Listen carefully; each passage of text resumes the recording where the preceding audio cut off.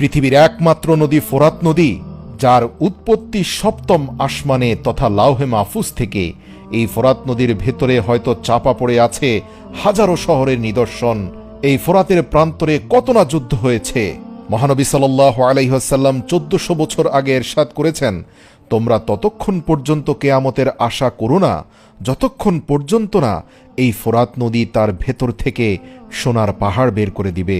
ফোরাত নদীর সাথে কিয়ামতের একটি সূত্র রয়েছে। প্রিয় দর্শক, ফোরাত নদী শুকিয়ে যাবে এবং তার ভেতর থেকে বের হয়ে আসবে সোনার পাহাড়। আর সাম্প্রতিক আমরা দেখলাম মানুষ ফোরাত নদী থেকে সোনা তুলছে।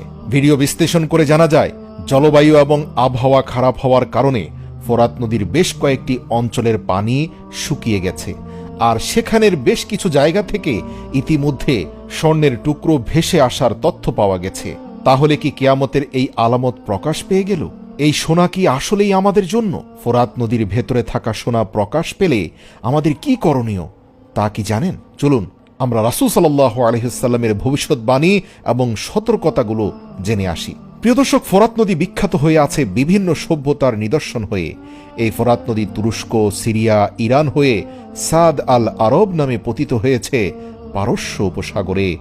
ইতিহাস থেকে জানা যায় এই ফোরাত নদীর উৎপত্তি হয়েছে সপ্তম আসমানে। এই ফোরাত নদীকে কেন্দ্র করে পৃথিবীতে গুরুত্বপূর্ণ অনেক ঘটনা ঘটেছে। তার মধ্যে সর্বশেষ ঘটনাটি কারবালার যুদ্ধ। এছাড়াও এই ফোরাত নদীর তীরে শত শত নাফরমান জাতিকে আল্লাহ রাব্বুল আলামিন আযাব দিয়ে ধ্বংস করে দিয়েছেন। তবে প্রিয় দর্শক, ফোরাত নদী এখন আর আগের মতো নেই। আগের সেই কোলাহল এখন আর ফোরাতের শরীরে প্রবেশ করে না। মৃত প্রায় হয়ে পড়েছে এই ফোরাত। মানুষের পাপাচার আর প্রাকৃতিক দুর্যোগের কারণেই এই ফোরাত নদী শুকিয়ে যাচ্ছে। ফোরাত নদী শুকিয়ে যাওয়া কিন্তু অন্য সব নদীর মতো স্বাভাবিক কোনো ঘটনা নয়, বরং পৃথিবী সমাপ্ত হয়ে যাওয়ার সাথে যোগসূত্র রয়েছে এই ফোরাতের শুষ্ক হয়ে ওঠা। মহানবী সাল্লাল্লাহু আলাইহি সাল্লাম 1400 বছর আগে এই কথা বলে গিয়েছেন, ফোরাত নদী শুকানো পর্যন্ত অপেক্ষা করো। এই ফোরাত নদী ভিতর থেকে যখন স্বর্ণ ভেসে উঠবে তখনই বুঝবে কিয়ামত সান্নিকটে এসে গেছে। এর থেকে এ কথা তো সত্যি যে কিয়ামতের আলামতের অন্যতম একটি হচ্ছে এই ফোরাত নদী শুকিয়ে যাবে এবং আমরা এর ভেতরে সোনার পাহাড় দেখতে পাব। আর এই সোনা পাওয়ার কথা কিন্তু সত্যি প্রমাণিত হলো। এই ভিডিওটি স্পষ্ট করছে ফোরাতের একটি অংশে পানি কমে যাওয়ায় স্বর্ণ বের হয়ে আসছে এবং মানুষের প্রতিযোগিতা লেগে গিয়েছে এই স্বর্ণ পাওয়ার জন্য। এর থেকে অনুমান করা যায় ফোরাত নদী শুকিয়ে গেলে আসলেই এর ভেতর থেকে পাওয়া যাবে স্বর্ণের মস্ত বড় সকল খনি। তবে প্রিয় দর্শক, বলে রাখি, সেই স্বর্ণ কিন্তু বিশ্বাসীদের জন্য নয়। এই স্বর্ণ আমাদের জন্য ভালো কিছু বহন করবে না এবং সেই স্বর্ণের পাহাড়ে হাত না দিতে বলেছেন আমাদের প্রিয় নবী। তিনি তার বর্ণনায় বলেছেন, ফোরাত নদী তার ভেতর থেকে স্বর্ণের পাহাড় বের করে দিবে, কিন্তু এই পাহাড়ে যেন কেউ হাত না দেয়। কিন্তু প্রিয় দর্শক, আমরা কি মেনে চলছি মহানবীর সেই বার্তা?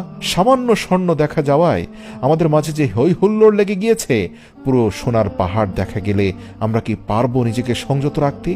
যদিও সবাই এই পরীক্ষায় উত্তীর্ণ হতে পারবে না। লোভ লালসা মানুষের চারপাশে চাদরের মতো আবৃত হয়ে গিয়েছে। চাইলেও মানুষ এর থেকে বের হতে পারে না। যদিও এই সোনার পাহাড় থেকে সোনা বের করে আল্লাহ আমাদের পরীক্ষা করবেন, তবে আমরা কি সেই মহান রবের কঠিন পরীক্ষায় সফল হতে পারবো? সেদিন এমন অনেক মানুষ থাকবে যারা এই পাহাড়ের চূড়ায় উঠে সোনার মালিক হতে চাইবে। প্রতি 100 জনে 99 জনই এই দুনিয়াবী সম্পদ হস্তগত করার যুদ্ধে প্রাণ হারাবে। এই সোনা জয়ের যুদ্ধে 99 জন মারা যাবে প্রতি 100 জনের মধ্যে। সবাই তখন এই চিন্তা করবে, আমি হয়তো সেই একজন যে কিনা এই সমস্ত সোনার মালিক হব। আর একে একে সবাই প্রাণ হারাবে। আর এমন অনেক মানুষ থাকবে যারা কিনা আল্লাহর রাসূলের সেই বাণী মেনে চলবে। তাহলে প্রিয় দর্শক, আমরা কি লোভ লালসাকে সাইডে রেখে আল্লাহর রাসূলের বলা হাদিসকে মনের গহীনে জায়গা দিতে পারবো না? নিজের অজান্তেই আমরা বিভিন্ন লোভনীয় কাজে লিপ্ত হয়ে পড়ি। তাহলে আমরা কি পারবো এত বড় লোভ থেকে নিজেকে সরিয়ে রাখতে, নিজের নাফসকে রক্ষা করতে? আল্লাহ সুবহানাহু ওয়া তাআলা আমাদের সবাইকে সঠিক বোঝ দান করুন। বিশেষ করে দাজ্জালের ফিতনা আসার পূর্বেই এই সকল ছোটখাটো দুনিয়াবী ফিতনায় যদি আমরা উত্তীর্ণ হতে না পারি, তাহলে বড় ফিতনার মোকাবেলা কি করে সম্ভব?